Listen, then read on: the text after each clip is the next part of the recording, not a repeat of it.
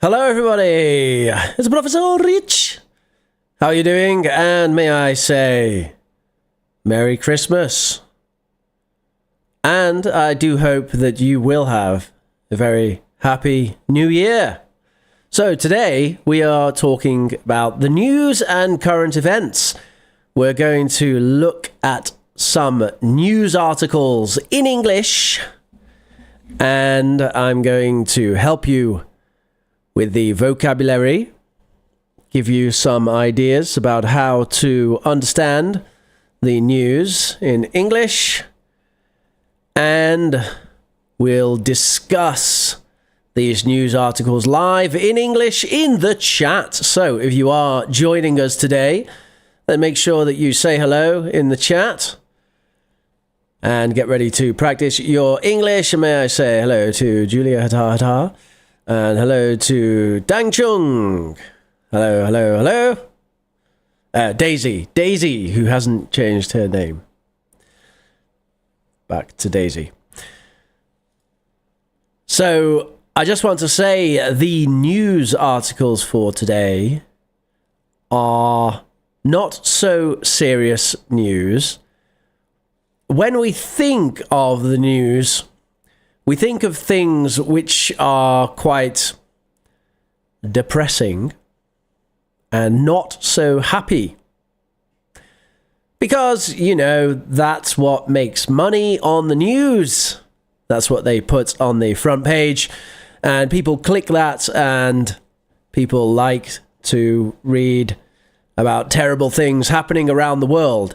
I'm not sure that like is the right word, but, you know, it's addictive. You want more. You need to know about all the war and the conflict. But we won't be looking at any stories like that. We're going to look at fun stories. And I will, in fact, show you the first one of these in just a moment. Are you ready? I'm going to help you with the vocabulary as we go. So here is our first news article. You can see this is the BBC News website, and you can see the title here. So the title says, illegal trade booms in South Africa's super strange looking plants. And we have a picture there. So the headline can be challenging. Can be difficult to understand headlines, can't it? Because the headlines are heavy with difficult words. They are loaded, we might say. Loaded headlines. Illegal. I think we probably do understand that. That's against the law. Something the police don't like. Something the government decides is against the law. I have quite a strange coffee today, and I'm not going to tell you about it. Trade. So that's buying and selling. So we've got some buying and selling, which is illegal. Then we have this one, booms. So what does it mean by booms?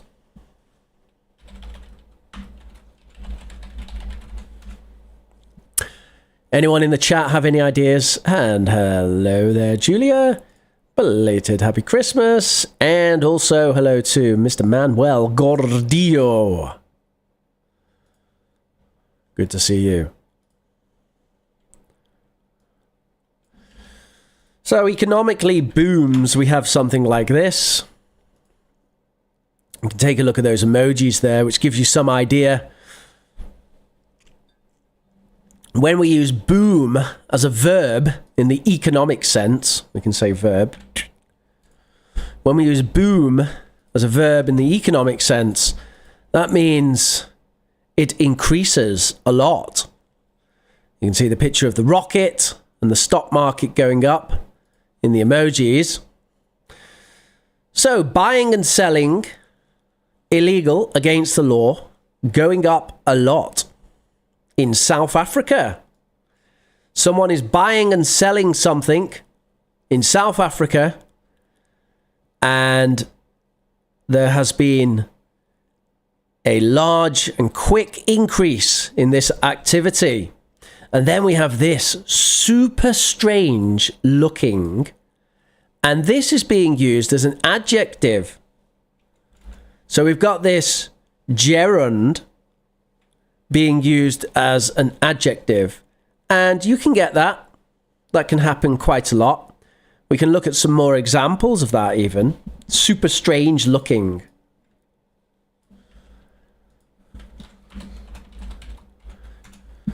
Super strange looking meaning something which looks super strange. Super strange looking as an adjective.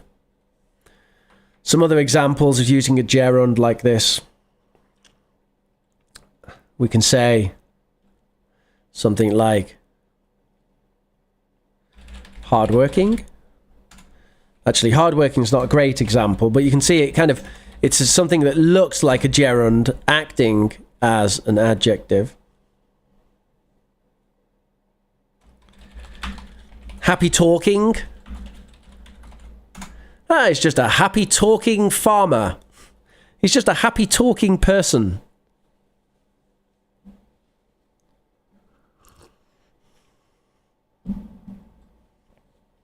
Quick drinking.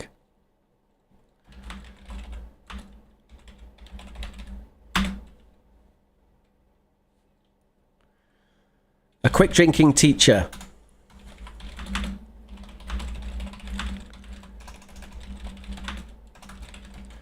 What about quick speaking? Quick speaking. Do you think I'm a quick speaking teacher? So you can see how we can use these gerunds as adjectives like that sometimes.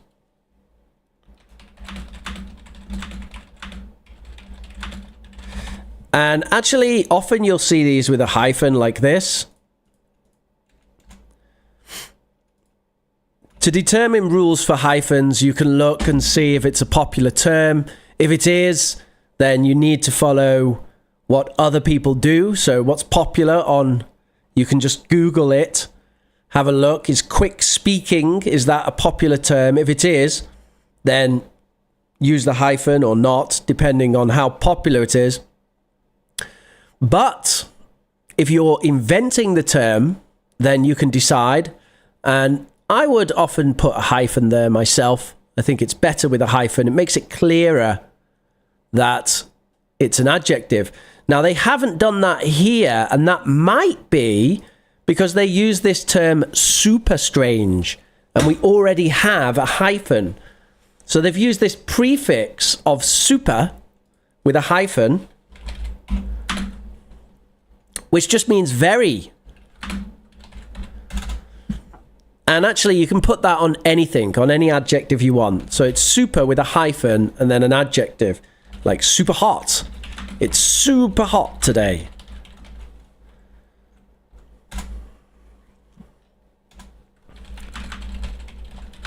He's a super strong man. In fact, even we don't need the hyphen there. We can just say it like that. It's super hot today.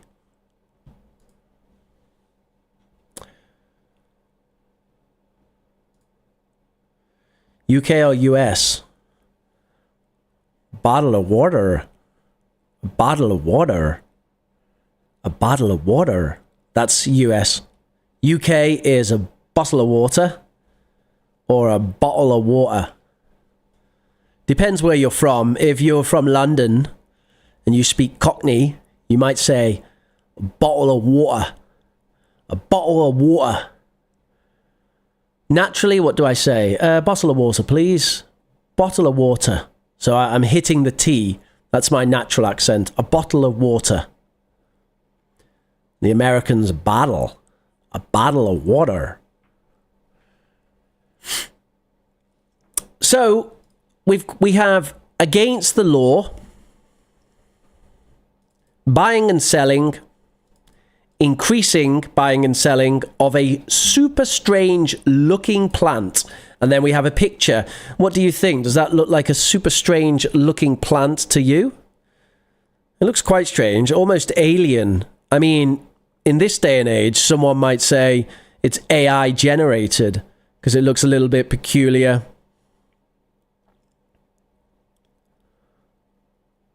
Why do you think that this is illegal? Why do you think this plant is illegal? Can we have some guesses? Guesses in the chat, everybody.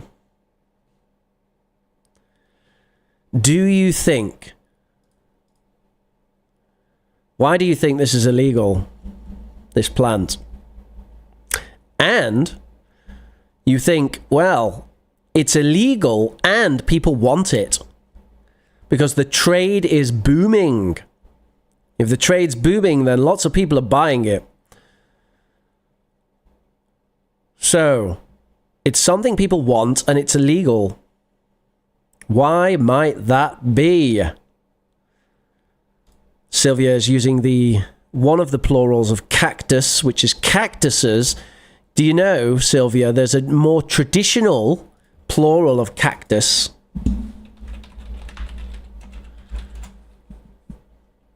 Which is cacti. Did you know that?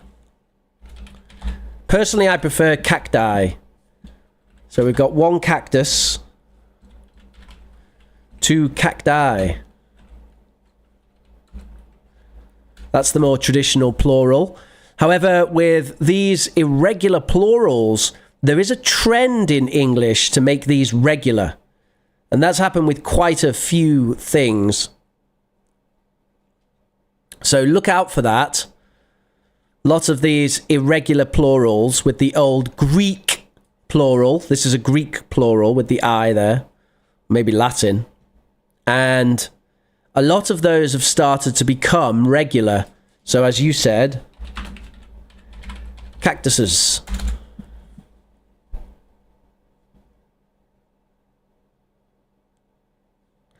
No guesses why this is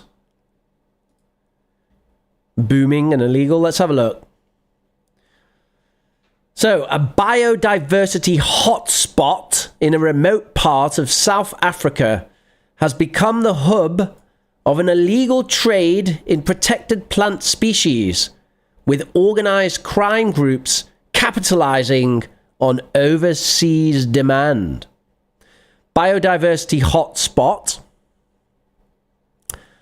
That is a central point for biodiversity. Biodiversity, bio means life. Diversity means a lot of difference. So life, a lot of difference, a lot of different life. A hotspot is the central part. So this is a central part of a place where there is a lot of different life. In a remote part of South Africa, remote means it's far away from civilization. It's not close to the cities. And it's become the hub, which is like a base. It's like a place where things come together.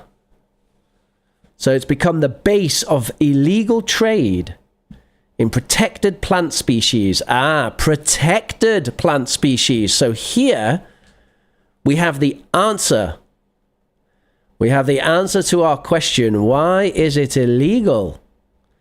Well, it's protected. What does that mean? What do you think? Can someone help me here? What does it mean that a plant species is protected? Why would a plant species be protected?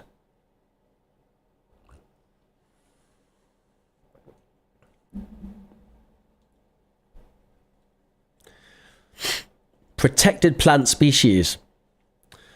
And now that we think, maybe before you thought, oh, it's like a drug.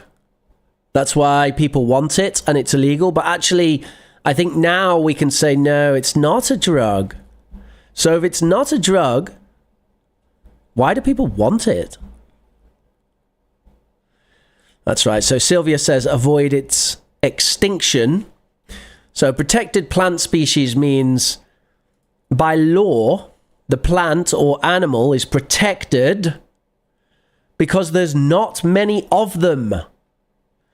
Examples of this are the Great Barrier Reef in Australia, and then many, many animals, rhinos, elephants, jaguar, lots of animals which are going extinct are protected. here's one animal which is not going extinct at all. This is a kitty cat, and I can tell you that this kitty cat definitely is under no danger of extinction. In fact, I think kitty cats are doing quite well, aren't you? Hey, Pepper? Say hello, Pepper. Go on, say hello. Okay.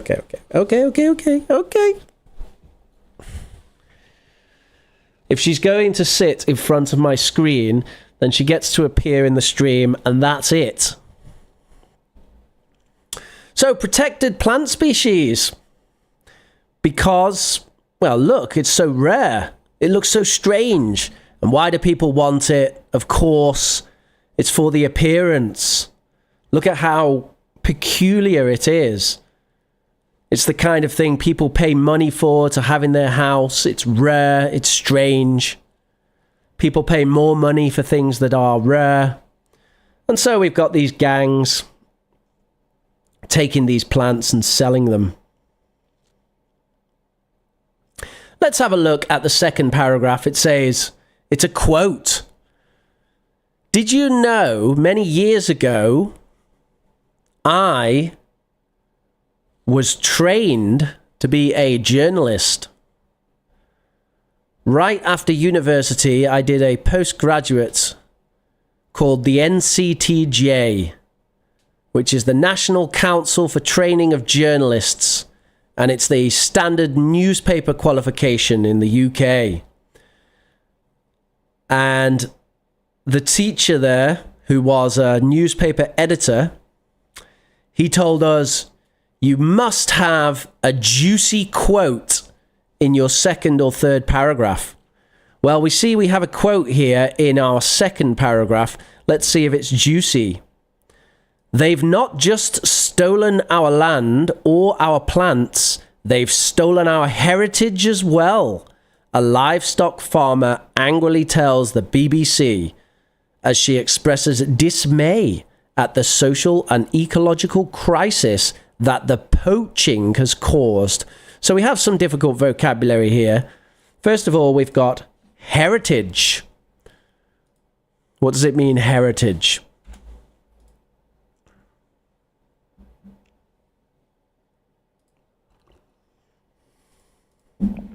Heritage is what is yours by birthright.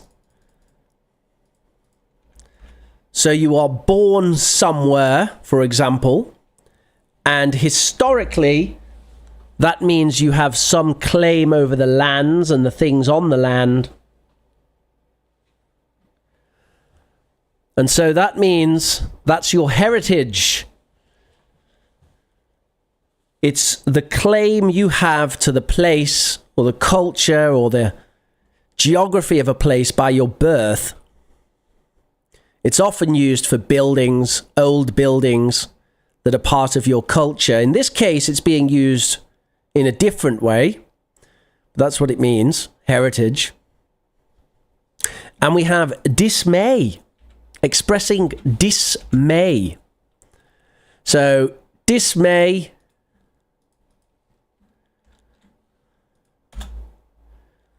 something like upset, depression, disappointment, expressing our disappointment. It's a bit more desperate than disappointment. It's like disappointment with some, oh, come on. How can you do this? I'm sad and I'm shocked. I'm dismayed at the social and ecological crisis that the poaching. So poaching is very relevant to this story. Really, it's the focal part of the story. It's a crime. Poaching is a crime. So, what does that mean, poaching?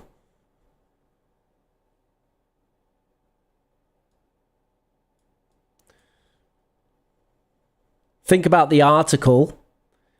Think about what's happening here. We have a protected plant. and poaching is happening. It's causing a crisis. What is poaching?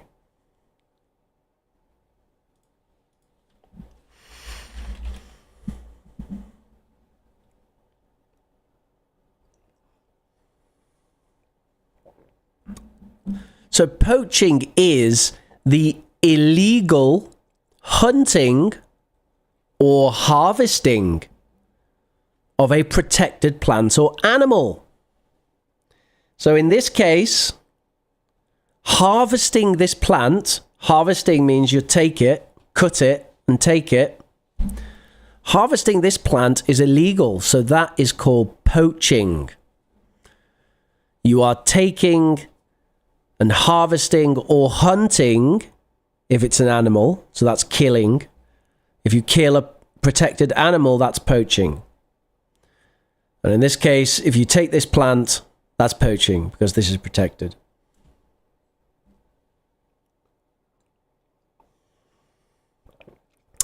All right, so that's our first story of the day. And we'll have a look at that again later in order to refresh our memory and see if you can remember the key words that we learned from this article, which you can see on the screen here.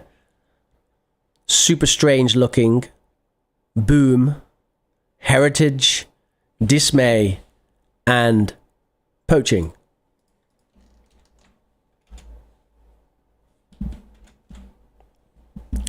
And we're going to move on to our second article.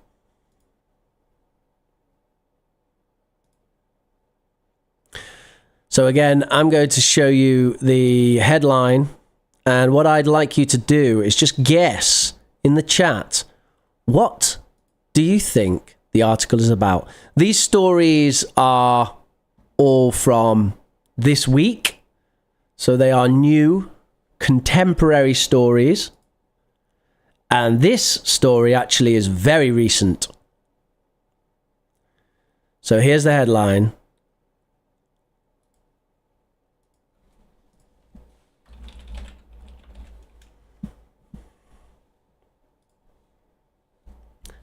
And hello, Pallavi. UK flights face further disruption due to fog. UK flights face further disruption due to fog. So, what do you think this article's about?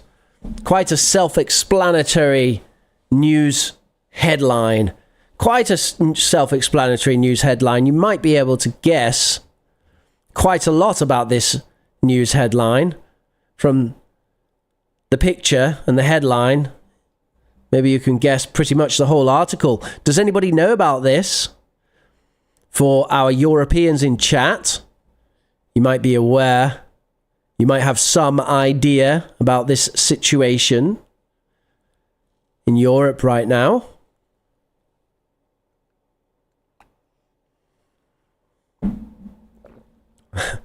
Manuel says, welcome to the real world. Sylvia says, more problems. So what is fog? What's another way of saying fog? It's good pronunciation there, isn't it, by the way? Get that O sound right at the back. O. So not O, not U, not O. O. O, U, O. Ah, ah, ah. Right at the back. Fog. Ah. Yeah, Takeshi says mist. That's pretty much it. Manuel says extreme fog puts in danger of landing the planes. I don't know if it puts them in danger anymore. Traditionally, maybe. So fog is associated with cold weather. And it's when you can see in the picture, you can see it's very foggy. You can't see very much. You can't see very much because of the water vapor in the air. It's like steam, but it's not steam because it often happens when it's cold, actually. When it's cold and there's a lot of humidity in the air, you get fog. So, we do have disruption. Disruption is continuing at several UK airports, including Gatwick, due to heavy fog. Dozens of flights at Heathrow and Gatwick have been cancelled or delayed on Saturday after multiple flights were affected on Friday. The UK's main air traffic controller provider, NATS, said temporary air restrictions would remain for places with low visibility. So, a few words there to look at. First of all, we have disruption. What does that mean in this context? How can we define disruption? We've got the fog. It's affecting flights. So we have this disruption. So how can we explain the meaning here of disruption? All of our articles from today are from the BBC.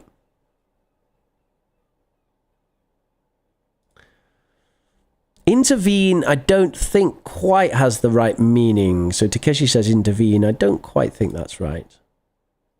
Manuel says annoyance for the fog. There were delays in the airport. Disrupt. And Pallavi says I can't see through my little screen from my mobile phone. Can't you turn your phone on the side, Pallavi, so you have the full screen view? Then you might see it a bit better. So disruption is when something changes unpredictably because of something else. So we have a plan, but then disruption. And the plan is interrupted. And now we have some chaos. And of course, in this sense, when we say disruption due to the fog, we mean that planned flights, planned travel plans over Christmas period. Maybe there's people coming home or going on holiday for the Christmas period and they can't go. Or their plans change. They miss the connection. They have to go on holiday for less days than they planned. This is disruption. The plans have been interrupted and we have a bit of chaos.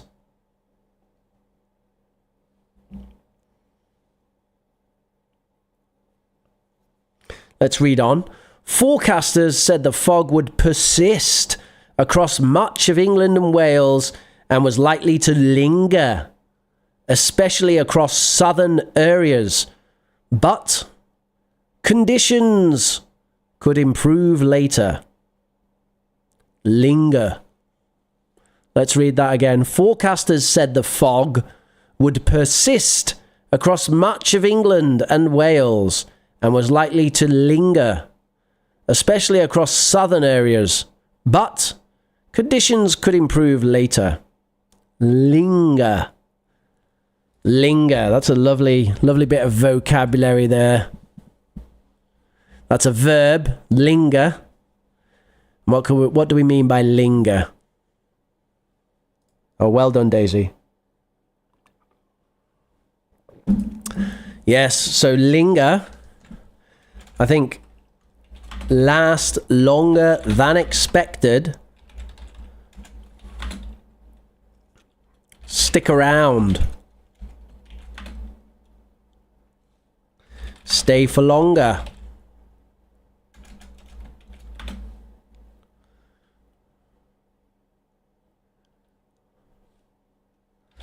Doesn't move or change for a while. Linger. We can use linger with health issues. People use this quite a bit, like I have a lingering cough, using our adjective rule from before, where we can use the gerund for an adjective. A lingering cough, meaning I have a cough which isn't going away. It's not disappearing. That would be a lingering cough. It's sticking around.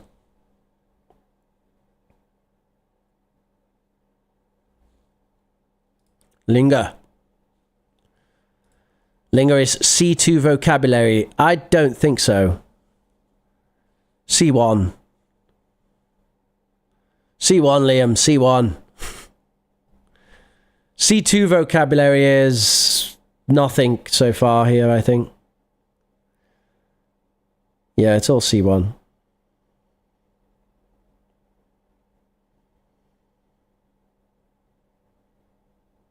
In the other article, though, I think so. There was some C2.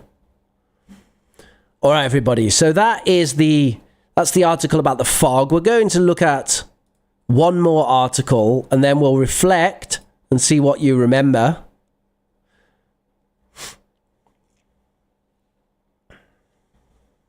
Are you ready for this?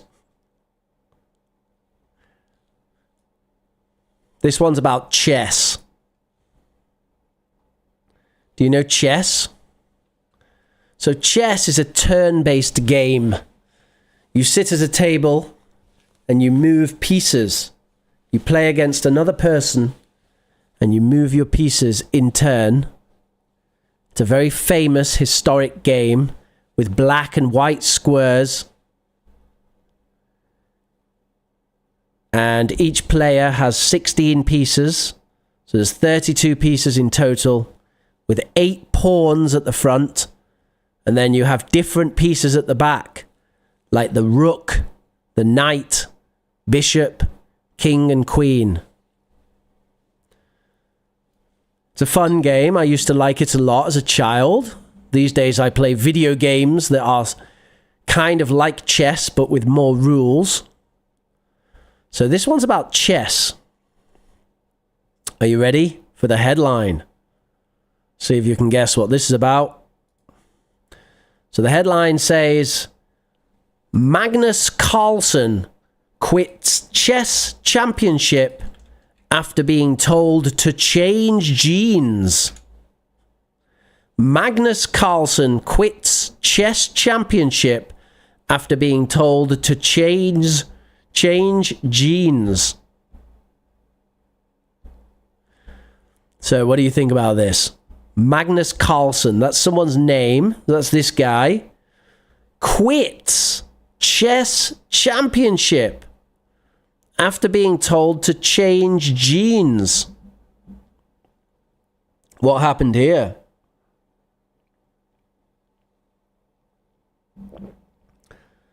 Has anyone ever told you to change your clothes? How did you react? Anyone who's at work or school, does your teacher or your boss tell you you need to wear something else? And what do? Do you quit your job?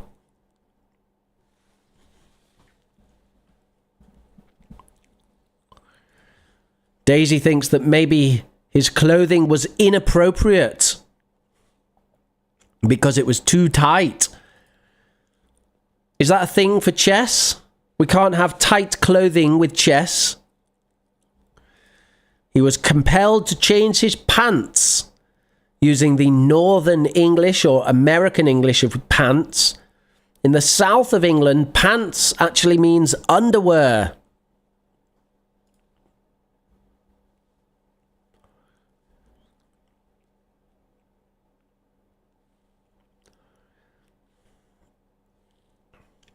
So let's have a read.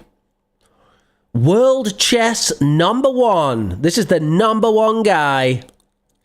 World chess number 1, Magnus Carlsen, has quit a major tournament after being told he could not carry on playing while wearing jeans.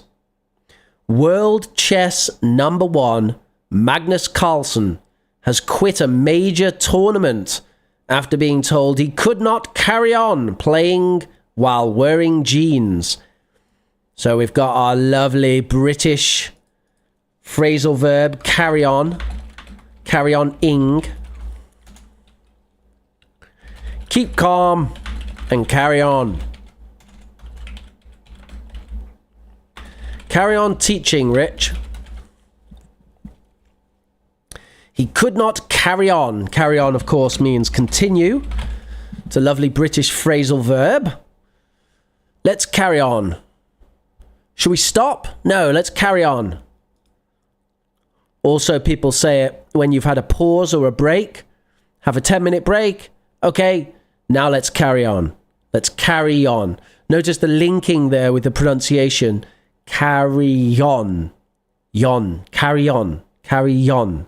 Carry on. Carry on. Carry on. Carry on. Carry on. Carry on. Keep going. Keep going. Continue. On we go. Carry on. Carry on. This way. Carry on. The chess great had been defending his titles at the FIDE World Rapid and Blitz Chess Championship in New York when officials made the request. He was defending his world titles. And the officials told him to change his jeans. The Grandmaster said he had offered to change his trousers for the next day, but was fined and told he needed to change immediately. Now listen to this. The Chess Federation, called FIDE, said its dress code regulations were designed to ensure fairness and professionalism for all participants. Excuse me? Fairness? Fairness? Is there something about jeans which is unfair? Interesting. Maybe you're right, Daisy. Don't want anyone with an unfair advantage by wearing tight clothing. It's a little bit strange, isn't it? Carlsen is a high-profile figure in chess who has attracted some controversy in recent years. Okay, let's have a look at some vocabulary here. Fairness as a noun. How would you describe the noun of fairness? What is fairness? Here's an interesting piece of vocabulary to consider.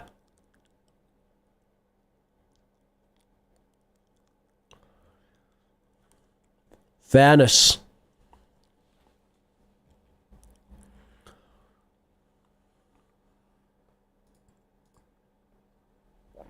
When did you join?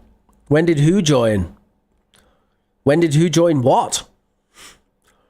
Not textured. No, not fairness. Fairness is not about not textured. That would be smooth, yes. It does sound ridiculous, doesn't it?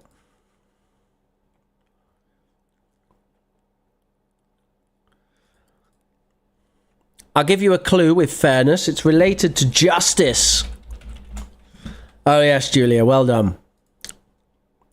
Fairness is the sense of equal treatment.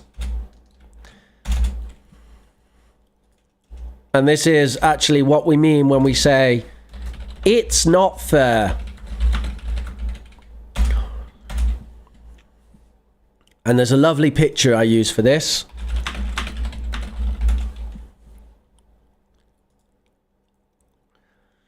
It's a book cover by Amy Krauss.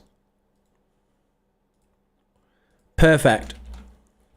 Perfect representation.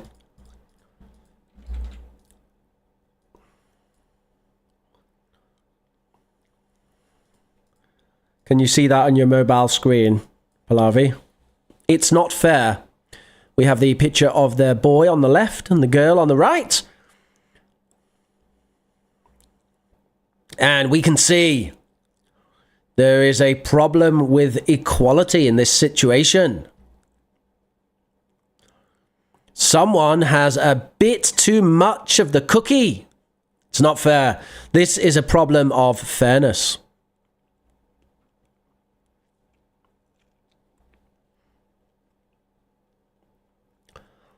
The next one that we're going to talk about is controversy.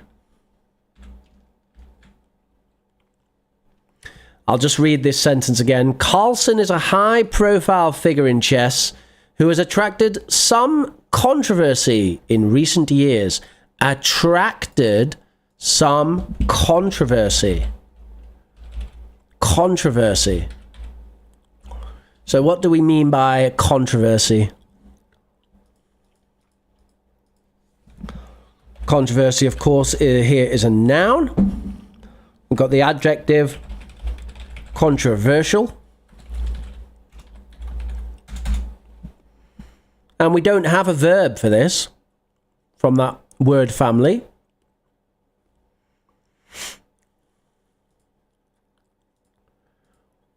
Any ideas for controversy?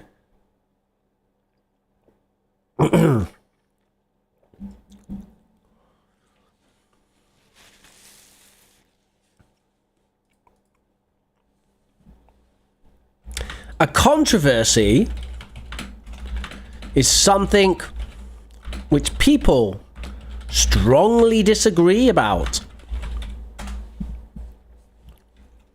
So when we think that something is controversial, that means that people have very different and strong opinions about it.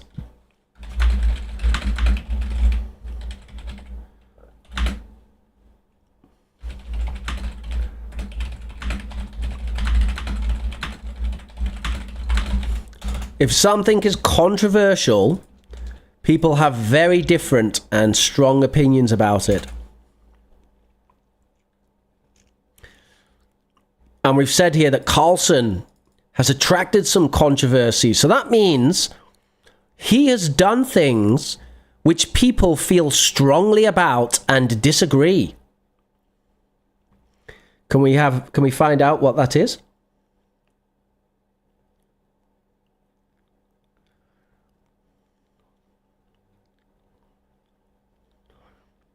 Here we go.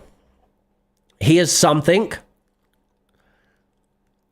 about the controversy. It says, in a now settled dispute with Hans Niemann in 2022, after Niemann beat him, he accused him of cheating. So, he lost a chess match 2 years ago, and then he said the other person cheated. So in the chess world, saying something like that is quite controversial. Quite controversial.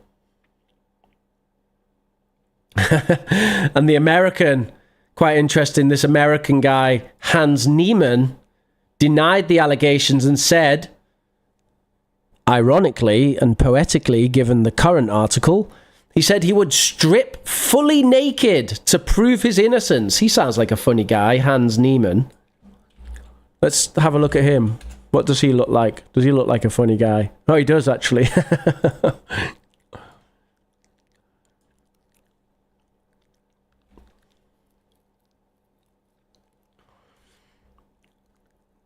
This is the guy who denied cheating 2 years ago. So we can assume that Magnus Carlsen accused him of having an electronic device or some sort of earpiece or hearing, something to help him where someone else is helping him play. All right, so they are the 3 articles that we looked at today. We're going to reflect a little bit on the vocabulary.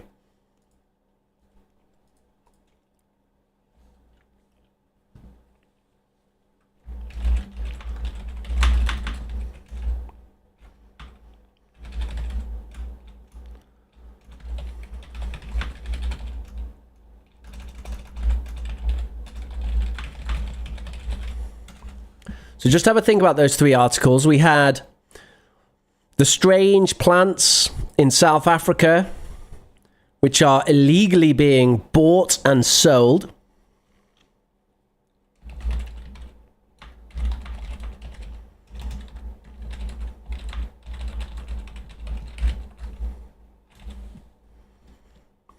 We have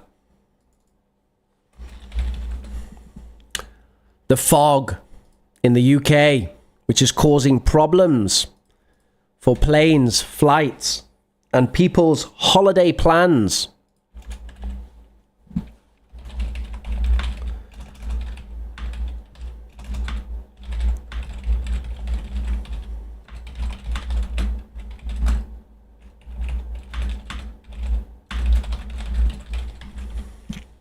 And finally, we have Magnus Carlsen, who was asked to change his jeans during a chess match. So we're going to look at some of the vocabulary from the articles and talk about the vocabulary a little bit. The question is, can you remember some of the terms that we looked at? Let me show you this. Here we have 3 sentences, and in each case, you need to complete the sentence using one of the target words from the article which we looked at. So we've got 1, 2, 3. You can try to do that now and type your answers into the chat. Pallavi says, I love fog.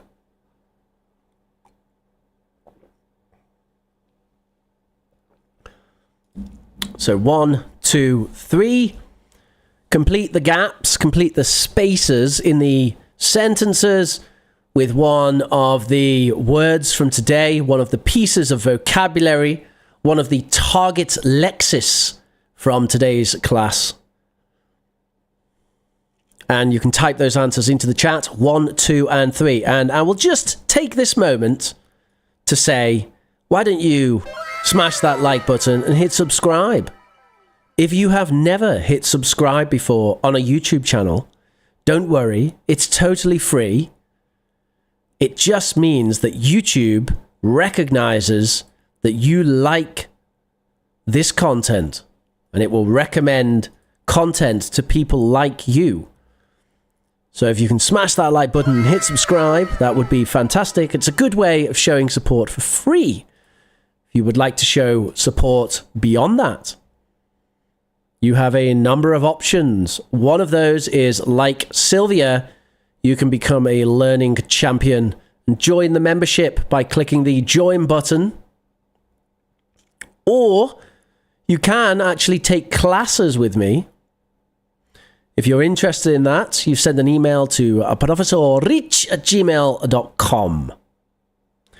And we will arrange a level test and continue from there. So we have quite a few answers coming in. Let's see what we've got. Disruption for number 1. Controversial. Fog, says Ibrahim. Fog? Don't know if that's fog. Poaching. Yes. Okay. So here's the answers for you. Disruption. Bad Wi-Fi connection causing disruption to your Prof Rich stream. Donald Trump is a controversial, using the adjective controversial choice for president. That means, remember, people have strong opinions and they disagree. And I think that everyone can accept that, yes, people have strong opinions about the Don and they disagree. Oh, yes, they do disagree. Whales, a whale, by the way, is an animal. You can have a little emoji there for that. There's the whales. Whales may one day die out due to excessive poaching, which means illegal hunting or harvesting of a protected animal or plant. Right, let's have some questions to discuss, folks. I want to get your opinions on some of these things. I'm going to use the language from today.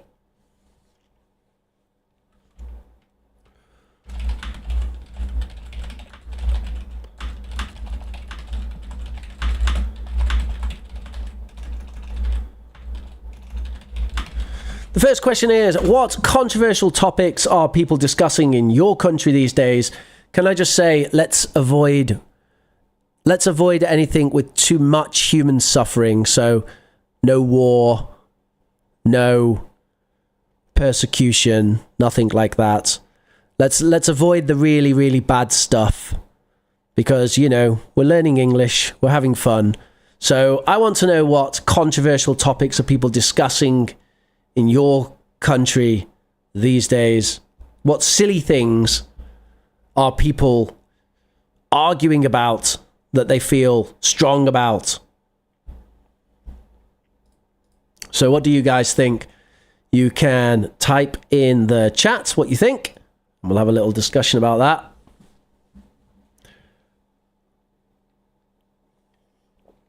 My Christmas mug actually makes sense at the moment because, yes, it's Christmas time and I've got my mug and, yes, it's a Christmas mug. So that's great, isn't it? I've had this mug for some time, about 6 months, and it hasn't made sense, but now it does. Now it does. And by the way, the difference between a cup and a mug is that a cup is smaller and a mug is big. Normally we could have a cup of tea, but a mug of coffee. However, often people say cup of coffee, even though they have a mug of coffee, really. In fact, often people just say cup for this. Even though it's a mug, people normally say cup. So Daisy says that people in my country mostly have controversial opinions about clothes. Are there any specific clothes which are controversial in your country, Daisy? Any specific clothes? There are definitely some clothes which cause controversy in the UK. Oh, yes. Would you like to see them? Would you like to see some of the clothes which cause controversy in the UK? Are you ready for this? I don't know if you guys have this where you are.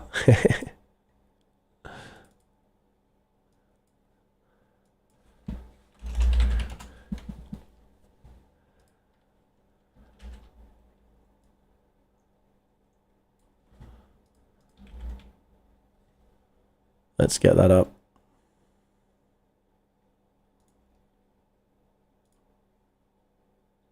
Jamie, could you pull that one up, please? Do you know what this is? This is called a onesie. It's a noun.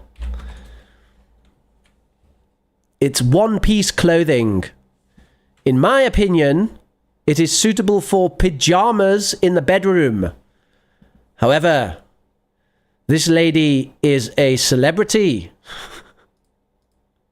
And she's wearing a onesie. This is a controversial piece of clothing.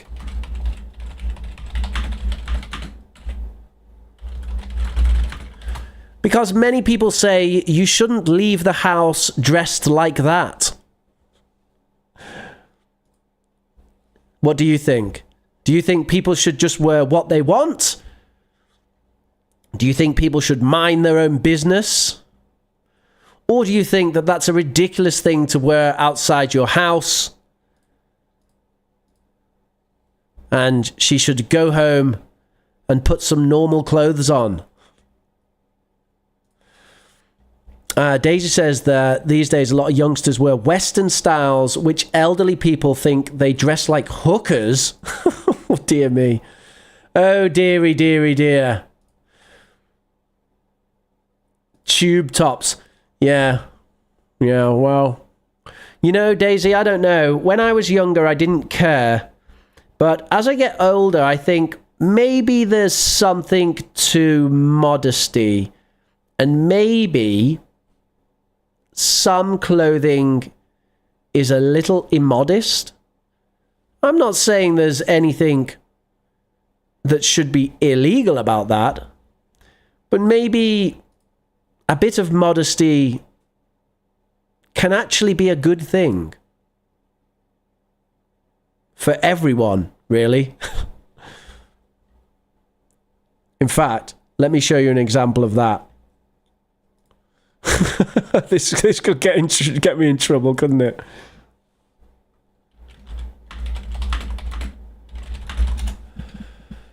We have to be very careful about this.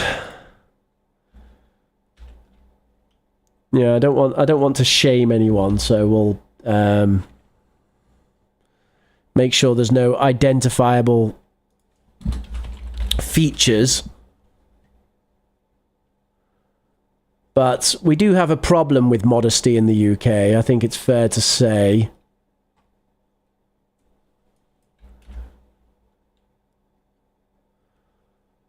Actually, I don't think I can show this, folks. I don't think I can show this. Okay, you know, I'm just going to get rid of that tab and delete that from my search history. Oh dear, oh dear, oh dear. Alex says that the result of the boxing fight, Beterbiev versus Bivol, is considered to be controversial. Yes, indeed. How about Tyson Fury and Usyk? Actually, I don't think that's controversial. I think Usyk definitely won. I thought Tyson Fury looked very average. And I mean, I like Tyson Fury. When Tyson Fury beat Deontay Wilder, I was all about it. I was all about it. There's a phrase for you. I was all about it. Be all about it, or be all about something, means that you're really into it. You're really interested and you like it. I was all about it when Tyson Fury beat Deontay Wilder. But Usyk is just a better fighter, and Tyson Fury is not at his best.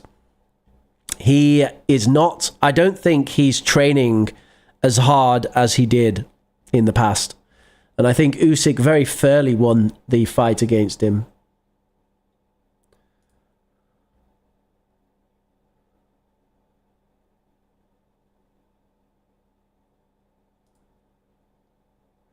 Yeah, lingerie dress. I mean, maybe there's something to be said for not wearing lingerie dress outside, but hey, each to their own. I mean, you know, I've worn some Halloween costumes in my time, which were a little interesting. No comment. You know what? I don't want the internet to know that. There's probably a picture somewhere as well.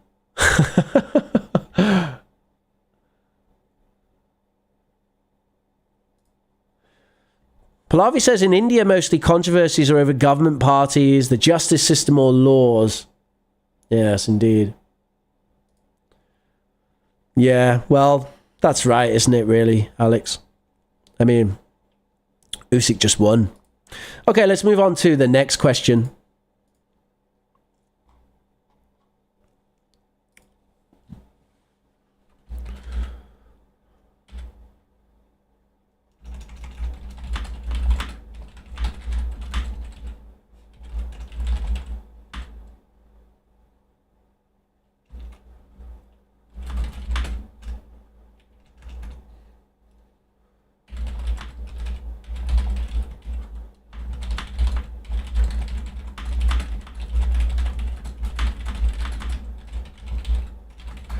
So, next question is, how do you deal with major disruptions?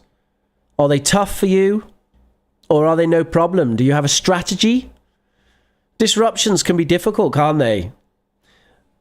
Honestly, I'm okay with technical disruptions because I'm quite good at fixing that. But disruptions in my personal and professional life, which involve changes to plans, even plans that I don't agree with. In fact, especially plans I don't agree with. If there was a plan and I didn't agree with it, but it is a plan, and then there's a disruption, I find that very difficult. I'm not good at that at all. Disruptions cause me a lot of stress and anxiety. I'm very bad dealing with disruptions. And disruptions in my personal life as well can be very distressing. I don't particularly have a good strategy other than kind of going and then dealing with it. I wish I was better at that, but I just think it's who I am. I don't think I can really I just don't think I can really do anything about it. I've tried. How about you? How do you deal with disruptions in your life? Are they no problem? Or are they a big problem? Does anyone have any strategies for dealing with disruptions or disruption in general? Well, people tend to say that disruptions are quite bad for children, young children especially. They really need to have routine and stability. So disruptions can cause actually a lot of problems. So Manuel says you have to keep calm and carry on. Otherwise, you can make a decision that could be a big mistake. That's really good advice, Manuel. Actually, it's very interesting you say that, because I make a lot of mistakes after a disruption. And that's happened to me many times in my life, actually. There's a disruption to something, and then I make mistakes. For example, I'm trying to get to the airport, and something doesn't go to plan, or I can't find the right way, and time is running out, and I often make very bad decisions in those moments. So I'm very bad dealing with those kind of unexpected disruptions. But the keep calm part is really important, actually. If you can stop yourself from panicking, I mean, at the end of the day, is it really a big deal?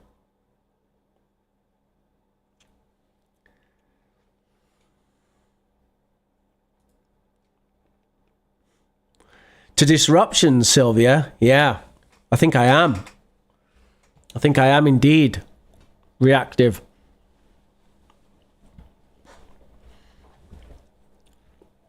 Not technical. If it's a technical disruption, no problem. But if it's a disruption to logistics or just something unexpected that happens, yeah, I find that very difficult. Manuel says, as a rule, I go running for a long while, and when I run, my disruptions vanish. That's really good advice, Manuel. I think doing exercise that releases endorphins that naturally relax you can be really helpful for dealing with that kind of stressful situation. Pallavi says, it's difficult indeed, but I don't think about that because I just accept that something is going to disrupt me. I try to prepare everything in advance so I don't always get into disruptions. I guess you mean at the end there. That's a good attitude, Pallavi. Just accept you can't do anything about it. Alex says, I've been passive during the last 2 years after the big disruption that happened after the 22nd of Feb. And only now I've created a resilient strategy. Good for you, Alex. Yeah, I know what you're talking about. And it's horrific. And I do hope that comes to an end soon. But, you know, it's probably more difficult not knowing when the end is than anything else, right? Just, that's the thing that makes it so difficult. There's no definite answer to the end, when it will happen. But good for you.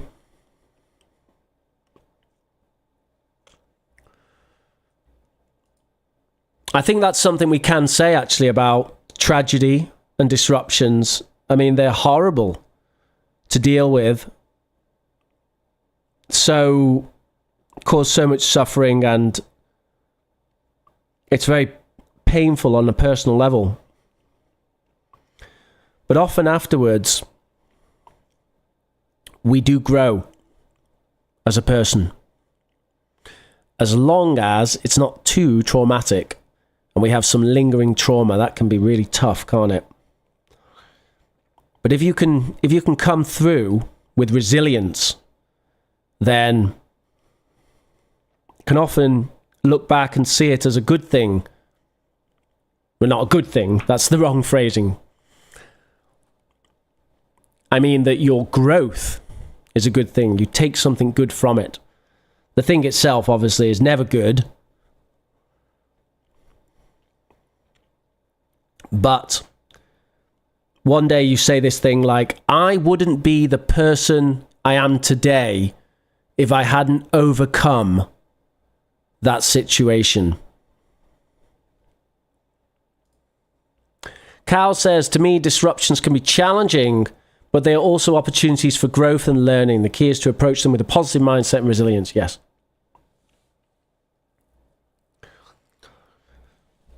Personally, as I said, I'm awful at disruptions, but I do have some things which I go to. Obviously, prayer. And I would say every serious disruption I've had recently has coincided with a deepening of faith. So it does seem that disruptions can be a great opportunity for spiritual growth. I remember one of my previous spiritual mentors before I was Christian, when I was just generally a spiritual seeker, is a guy called Shinzen Young, who is an American Vipassana teacher. He's very famous. He was trained in Zen Buddhism. And he said that they are the best spiritual vitamins. Spiritual vitamins. That feeling of kind of stress, anxiety, and suffering, they're the really strong spiritual vitamins. And if you can approach those in the right spiritual way, at some point in the future, you can look back and see the spiritual growth that you had from that.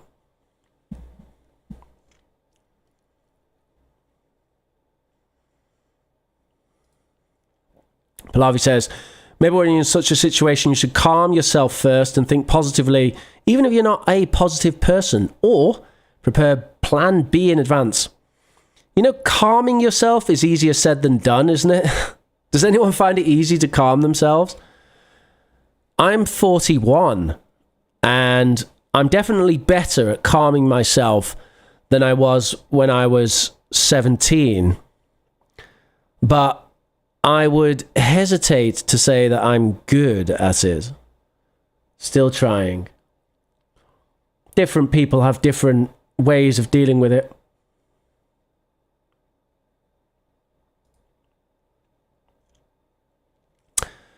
How is Creedum when the hallucinated president depends on other countries for aid or weapons? No comment. I'm not quite sure what you're talking about, but let's not go there. Remember, there is no pleasing everyone in Spanish. Nunca lleve a gusto de todo. You never arrive to everyone's taste. You never get, there's never a thing to please everyone. There's never a thing to please everyone. What's the English expression? We just say, you're never going to make everyone happy. You're never going to make everyone happy. That's the English one. So Sylvia's strategy is to keep her mind busy, reading, writing, learning, walking, and obviously praying. That's cool, Sylvia. Yeah, that doesn't work for me. It doesn't work for me, but I know people like that. For some reason, I just get attracted to the negative thoughts like a magnet. So it's there, and there's some issue, and I'm just like, boom, on it. And I have to get through that before I can do other things.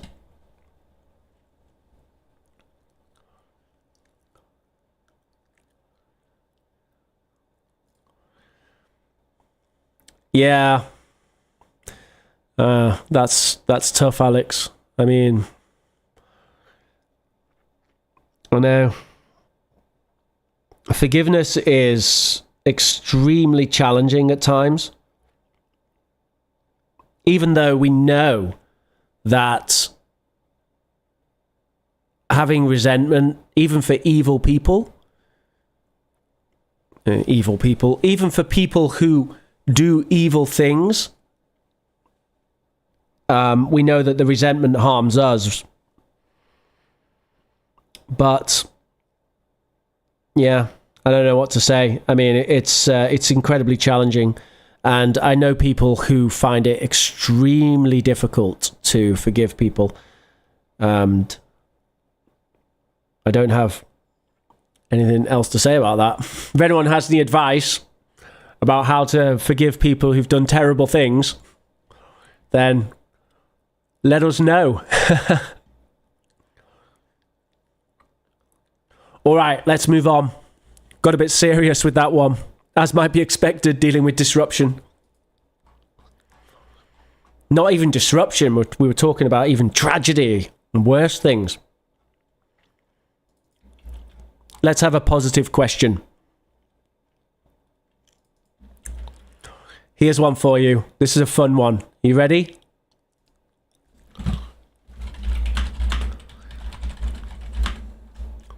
What's your favourite thing about your culture's heritage? What's your favourite thing about your culture's heritage? And I'll tell you mine.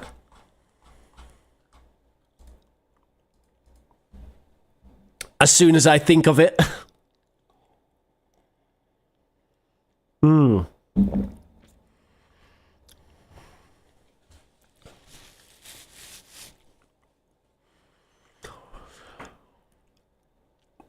I'm very proud of the British rebellious nature.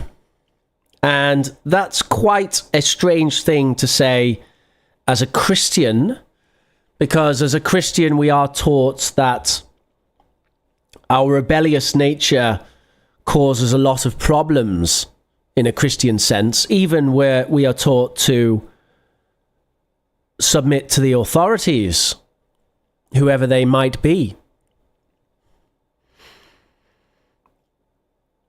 Nonetheless, I am proud of the English rebellious nature, because it is because of the rebellious nature of the English that we have such legal documents as Magna Carta, such rights as habeas corpus, and such documents as the Constitution of the United States of America, which is the only constitution in the world which guarantees the right to freedom of expression. And I think those are quite good things, and I think they do come from a rebellious nature. English people do not like to submit. Magna Carta in the 10th century or 11th century, when that came about, that was because the lords considered that the king should be equal to them in the law. And that's not necessarily a very obvious thought, because the king was put there by God. That was the belief. That is the belief. The king was chosen by God. Yet, the nobility, the barons and the lords in England, they didn't like that, because they're quite rebellious.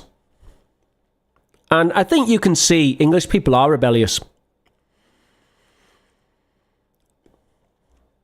You might not think it, but they are. We had a lot of protests during COVID. I think we had one of the strongest resistances to the lockdowns than any other country. And lots of people didn't follow the rules here.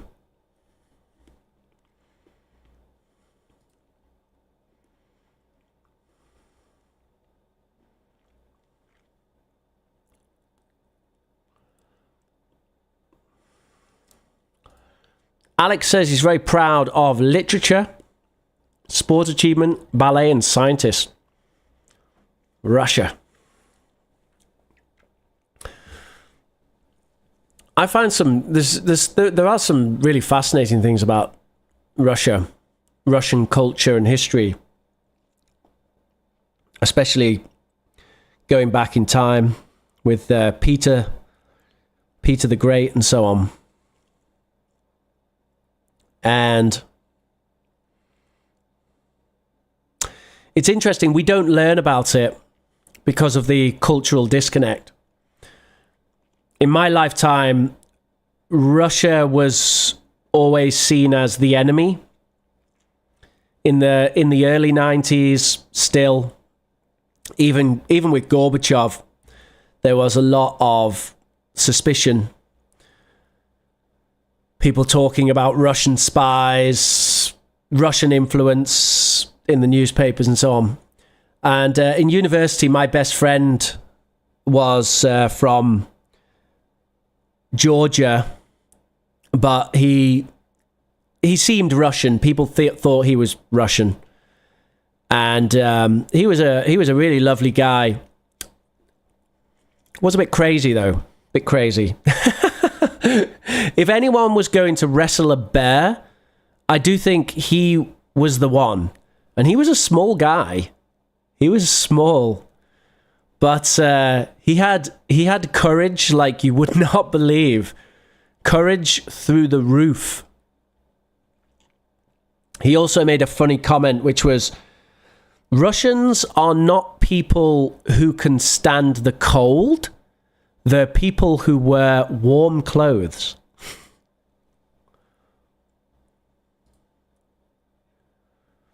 You're proud of the three wise men, the three kings in Spain. Is that Spanish, Manuel? Or because I think some other countries also celebrate that, no? Or is that just Spanish?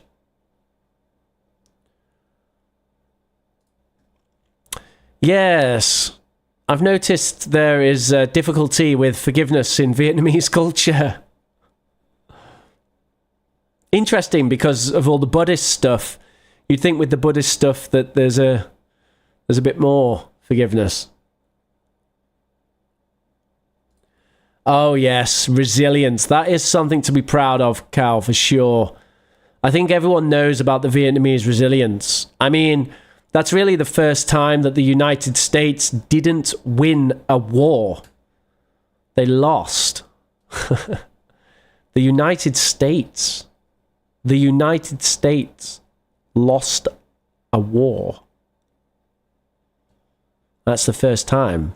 Maybe they will lose another war, but they certainly lost in Vietnam.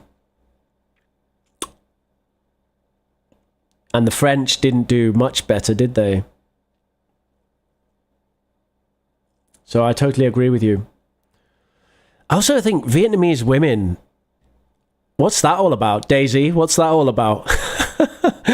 You get women in Vietnam, like quite small women as well, and they're there like lifting things and hitting a hammer on something, you know? Like there's some very serious internal strength going on there.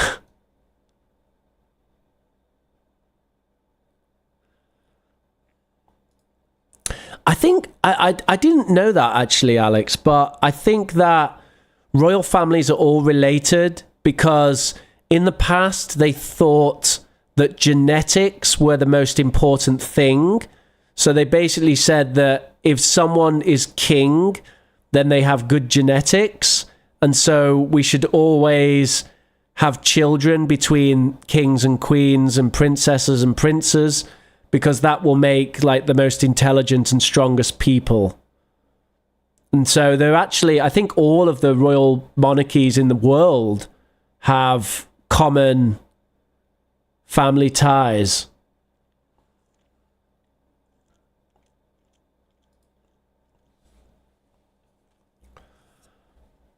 Yeah, well, I don't know, Alex. I mean, we can talk about different things, but at the end of the day, that's still a loss, isn't it? I mean, we can talk about other wars like that, like the 100-Year War in France, right? Like the English lost, but you could say the same thing you just said. The English lost because pressure at home, too expensive, forced to withdraw. That's still a loss. I mean, if they could win, then they would win, right? if there was a possibility they want to win. And it's the same with the English in France. Like, they wanted to win. I mean, the war went on for 100 years. So they wanted to win. But people had enough. They said, no. Stop it. Stop wasting money on France. We don't care. Come back. And they lost.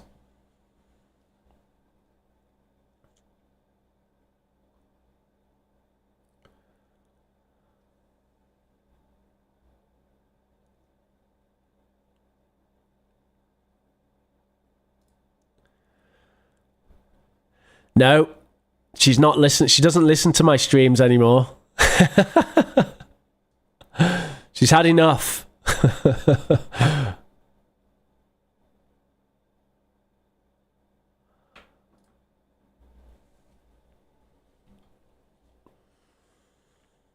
Get an American girlfriend, Cal. There you go. Get a foreign girlfriend. Intercultural exchange. All right then, folks, let's move on to question time. So any questions you have about English or about learning in general, I'll take your questions right now and help you out. If you have any lingering things that you'd like to ask about learning English or about learning in general, then my cat Pepper is going to answer all of your questions. Isn't that right, Pepper? Hey? Hey! Come on. Come on. Okay. Calm down.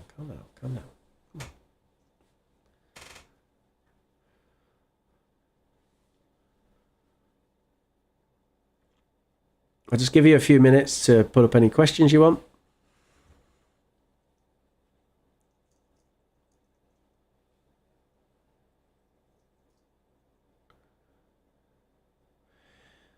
That's not a question, Pallavi. Pallavi says, give me your cat. What do you think, Pepper? Should we put you up for sale? Live on stream? Not possible, sorry.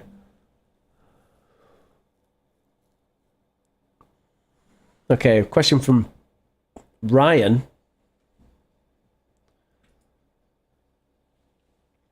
And the first news, with organised crime groups capitalising on overseas demand, can I say since organised crime groups are capitalising as internet organised crime groups capitalising and because, yeah, you can say all those things.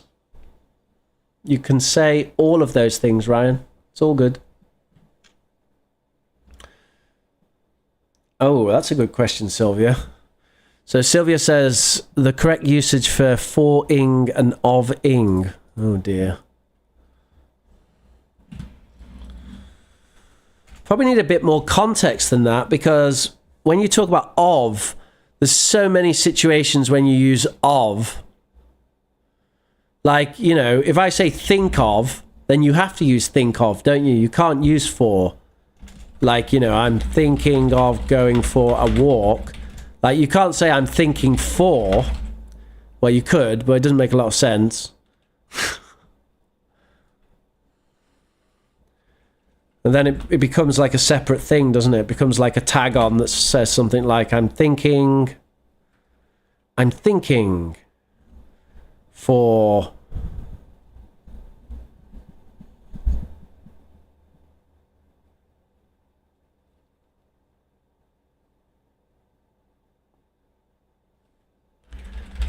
bringing about world peace. a little bit weird. Maybe give me a bit more context to that, Sylvia, to contextualize it a bit.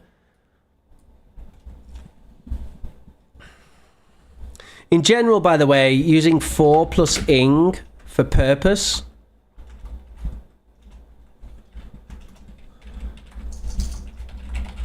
is not so common. We prefer to use to plus infinitive for purpose.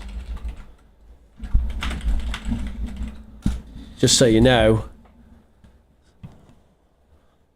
It's like I work to earn money rather than I'm working for earning money or I work for earning money. It's better to say I work to earn money.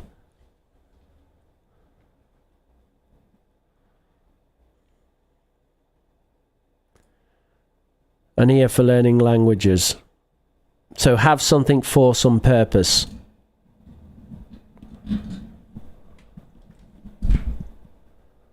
A head for learning.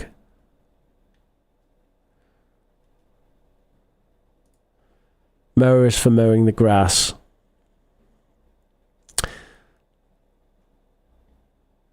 What do you have? What's the mower for? It's to mow the grass. I mean, again, I would prefer to use that one for that case. Like the mower is to mow the grass. An ear for learning language is a little bit different. Because then you're saying that your ear has a special purpose for that.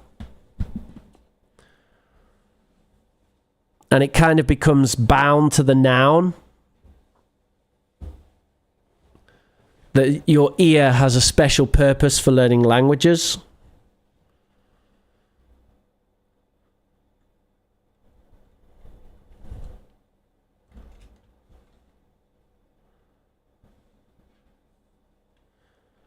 Like a smartphone is good.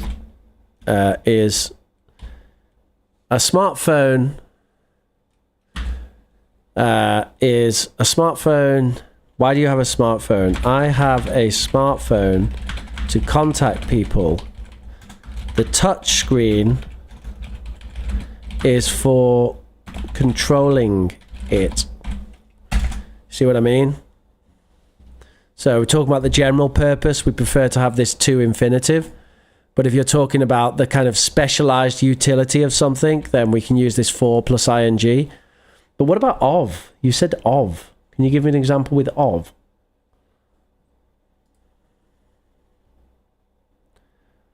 Like cup of coffee, you mean, or something like that? Of ing, of mowing. The machine of mowing the lawn.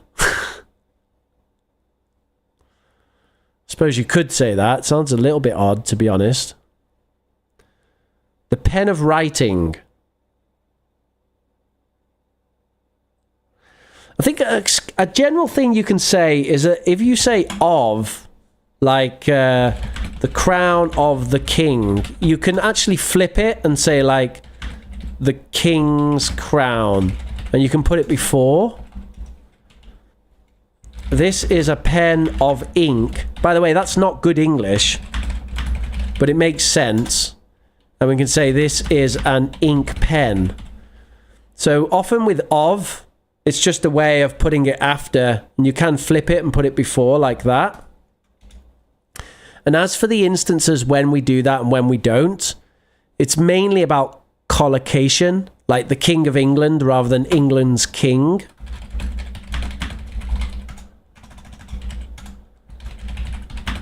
Like both of these are correct, but the first one is the strong collocation.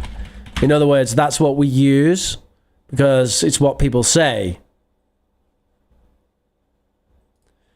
The correct way of preparing coffee. Well, that you can say is a phrase, Sylvia, which is the way of ing something. The way of doing something. And the way of doing something is how to do it.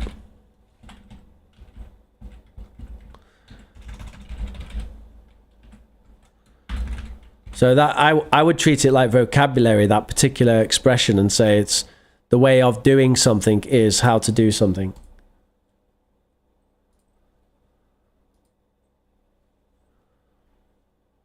One thing to realize, Sylvia, is that like words like of and for actually have little to no meaning on their own. We need another word to give it meaning. Because if I just say for like that, then there's a lot of things I could say after that which change the meaning of the word for. Like if I say for my love, then I'm talking about purpose. But if I say for a long time, then I mean duration. And if I say for £5, then I mean the price or value. So words like for and of are very contextual.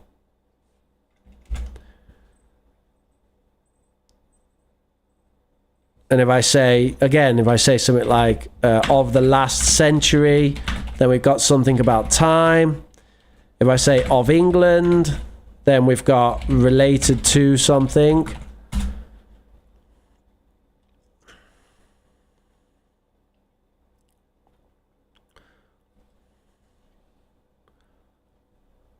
And actually, you can apply that to a lot of prepositions.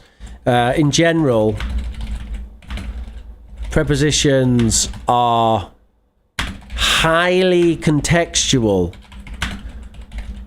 compared to other words, like nouns, which are also highly contextual, but prepositions are like mega contextual. They're very, very contextual words. Super contextual.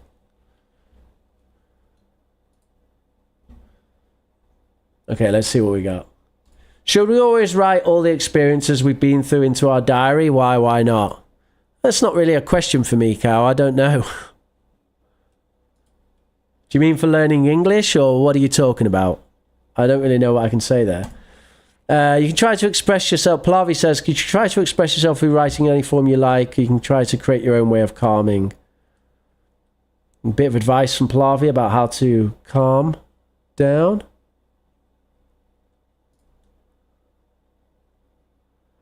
Can I add that before he?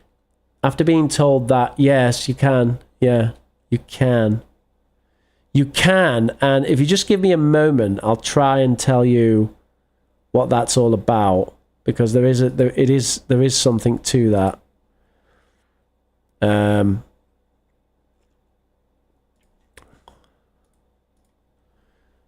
There's quite a lot of this optional that.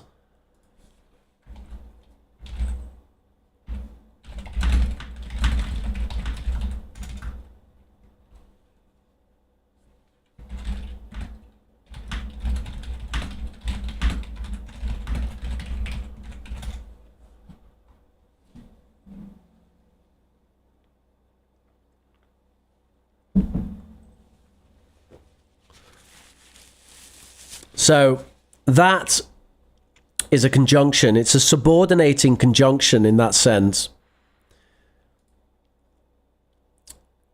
And because we have the...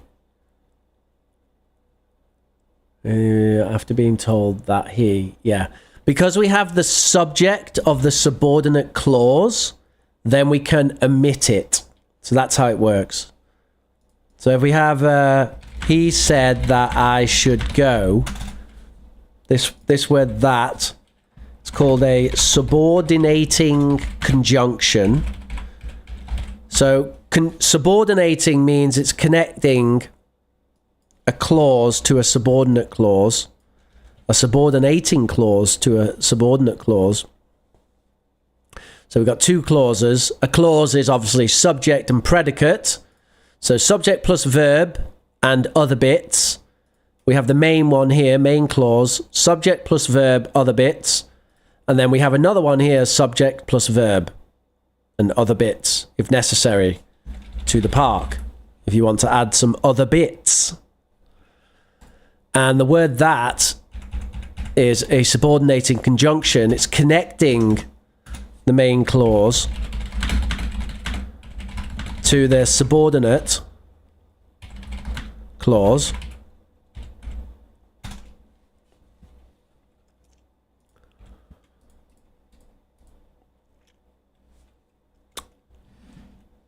or sometimes called dependent clause, because the meaning of that clause, the subordinate clause, is dependent upon the main clause. If I take the main clause out, then the meaning changes, because now I'm saying it myself. So that's how we know it's a subordinate clause.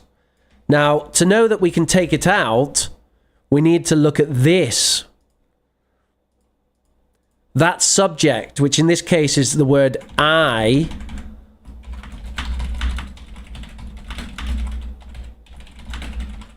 if there is a subject,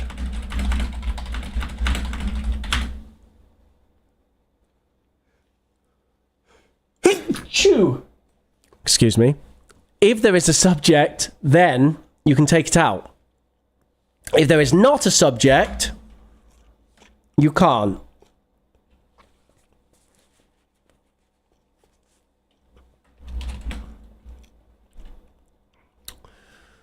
Let me now try and think of an example where there is not a subject.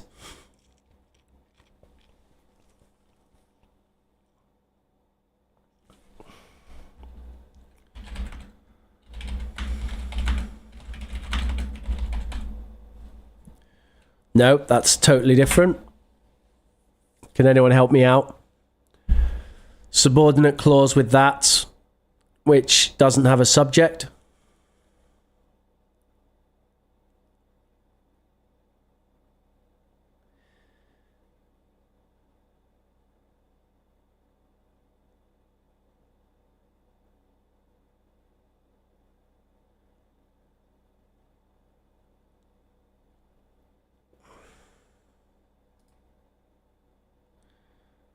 Subordinate clause that doesn't have a subject. Come on, Rich. I'm going to just give you a relative clause, I think, because that's probably the easy one.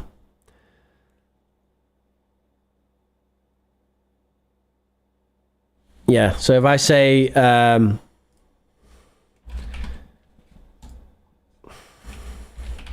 she's the girl that loves me. You can see here we have the subordinate clause that loves me, but we don't have the subject, so we can't take it out. She's the girl loves me. This is wrong.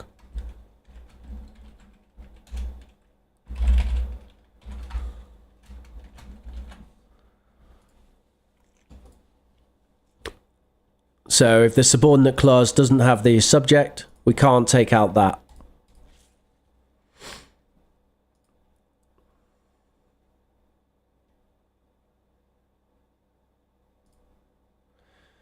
Is there any difference between what's happened and what happened? Yeah, there is.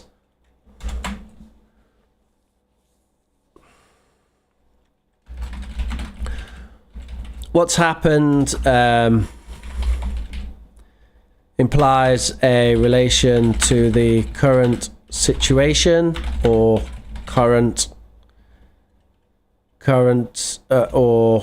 topic. In fact, no, let's just go with that. Implies a relation to the current situation. Doesn't necessarily imply a relation to the current situation. So with the second one, there could be a relation, but not necessarily. But with the first one, we've got this implied relation to the current situation. If I say, what's happened?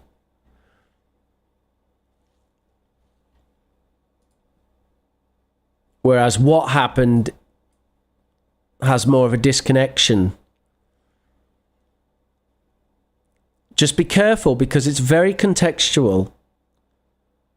You need the context. On their own, they have this difference. When we compare them in isolation, we can see this difference. However, in context, this is not necessarily the case. Because in context, you could use this one also to talk about something related to a current situation. You could do that. Just out of context, it has this difference.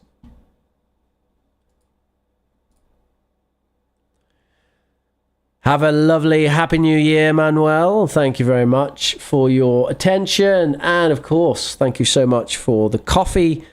I'm sure I'll enjoy it more than I'm enjoying this one because I ran out of milk, so I made a coffee without milk and it's not working for me. It's not working for me. I must have missed something there, Sylvia. What are we talking about? A different way of teaching English. Maybe I missed something. Oh, you mean about prepositions? I think it's just true, Sylvia.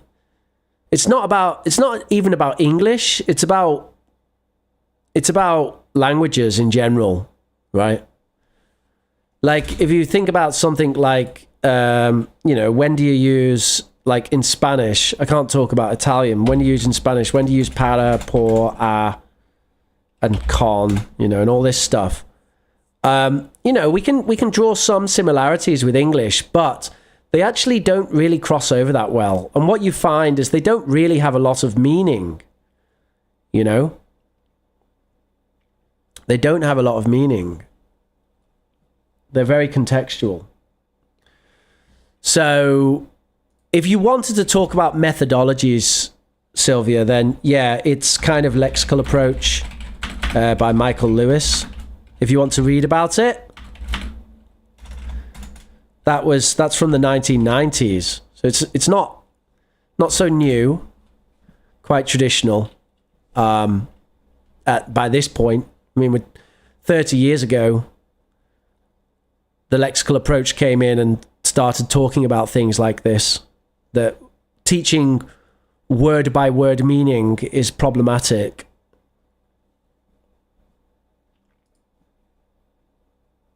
So better to learn phrases and language in context, especially when it comes to things like prepositions. I mean, if we're learning something like, what's one of the words that we learned today?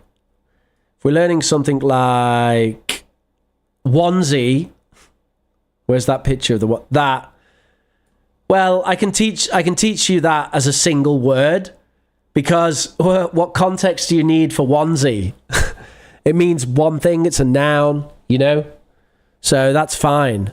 But what about if we teach the word be? Maybe that's not a good example. What about have? The word have. What does that mean in English? Well, it depends. I mean, do you mean have a party? Have a great time? Have a drink? Have something to eat? Have a car?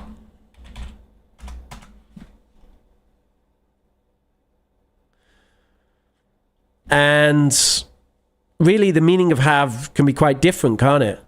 And I mean, then you've got strange translation issues like, you might say tener hambre in Spanish, but of course, have hunger has no sense in English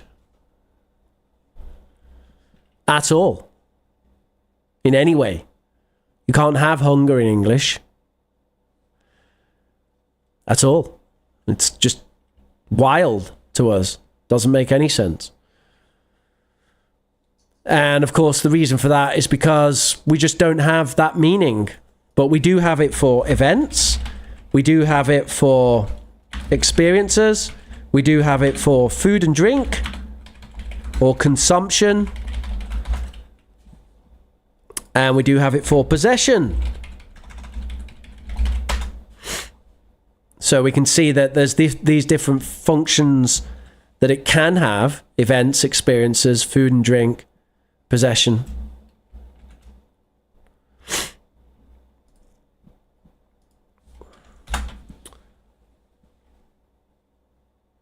Ryan said he couldn't carry on playing while wearing jeans. Can while be omitted?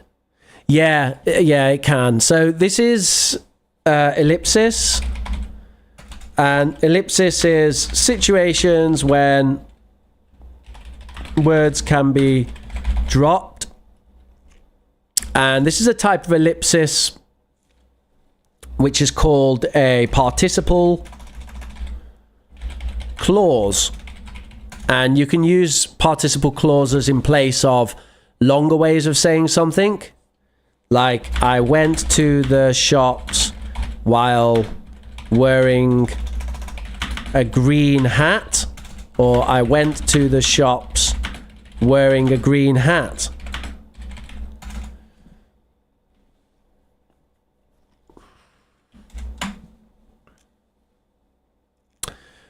And we can say something like,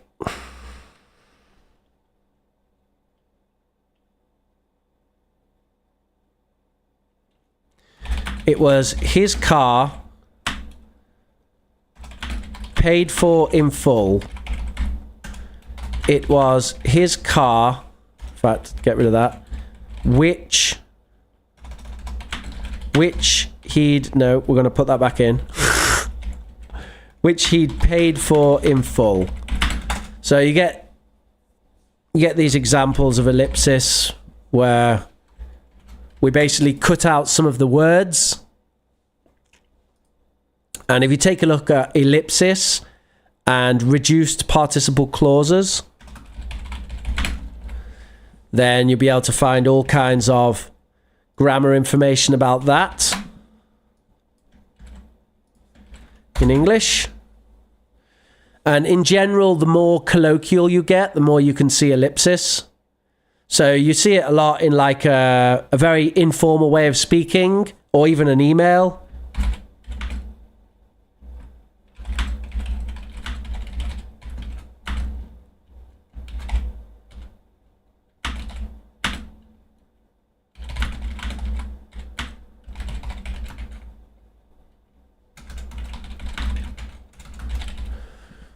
You know, something like, yo, you coming out tonight?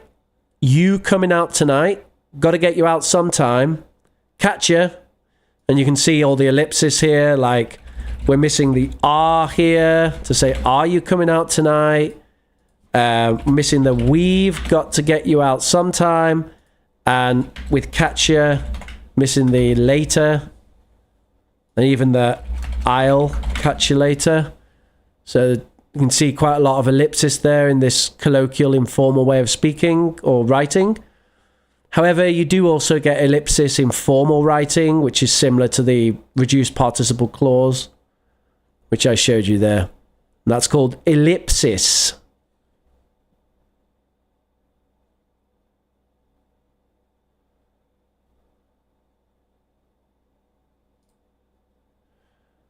No comment. I'm learning about that.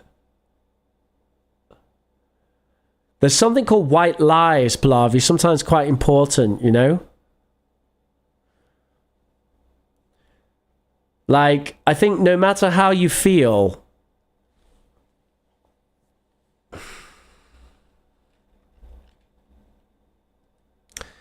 sometimes you have to say certain things, and it might not be the truth, but you have to say it. Even to your partner. Unless they say to you, no, I want the truth. But, you know, you have to consider someone's feelings, don't you? So it's not just about being being direct all the time. Hope you get better soon, Julia. I didn't realize you were still suffering. I'm sorry about that. Please do get well soon. I'll pray for you. I'm sure you'll get better soon. Have yourself some painkillers, rest up, nice warm lemon tea and some paracetamol. And we're getting my Steam pop-up, that's great. Rebels playing Factorio, everybody. Should we play some Factorio with Rebel?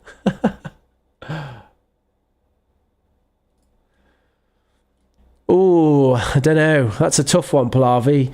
You have to fight it. The more that you fight it, the better you become at fighting it. That's all I can say.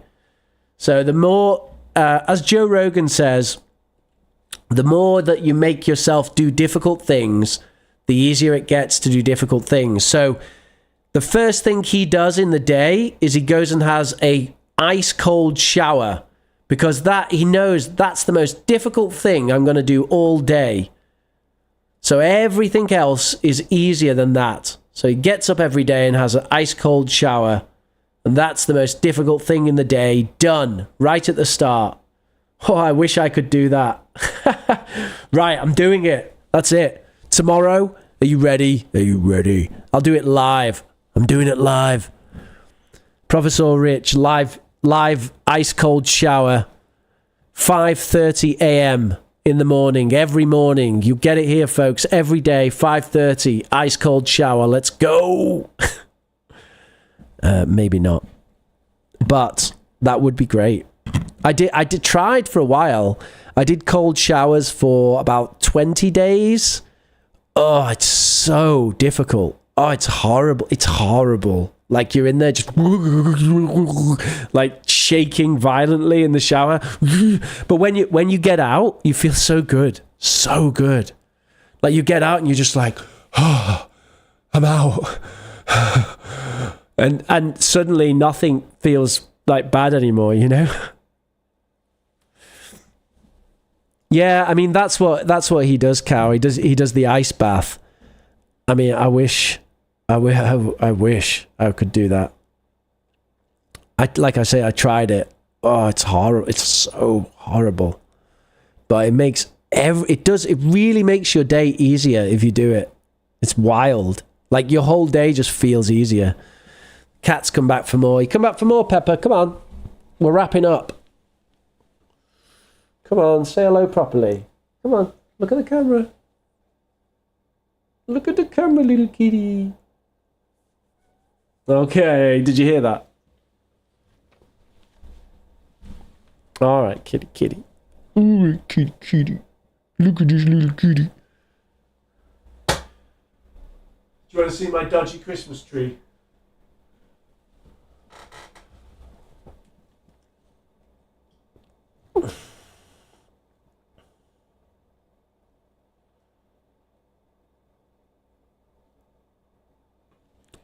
Smaller than last year, but you know, there you go.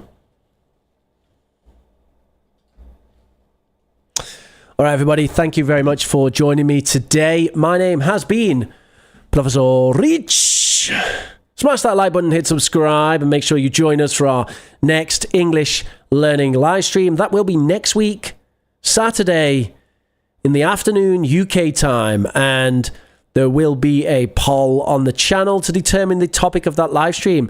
If you would like the notes from today's class, they are available as they always are.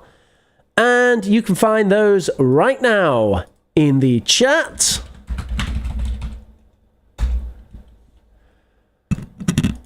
And in just a moment, they'll be available down below the video. So thank you very much for joining me, everybody. It's been my pleasure. My name is Professor Rich. Have a lovely weekend and rest of your week. And I'll see you next time. Bye for now. God bless.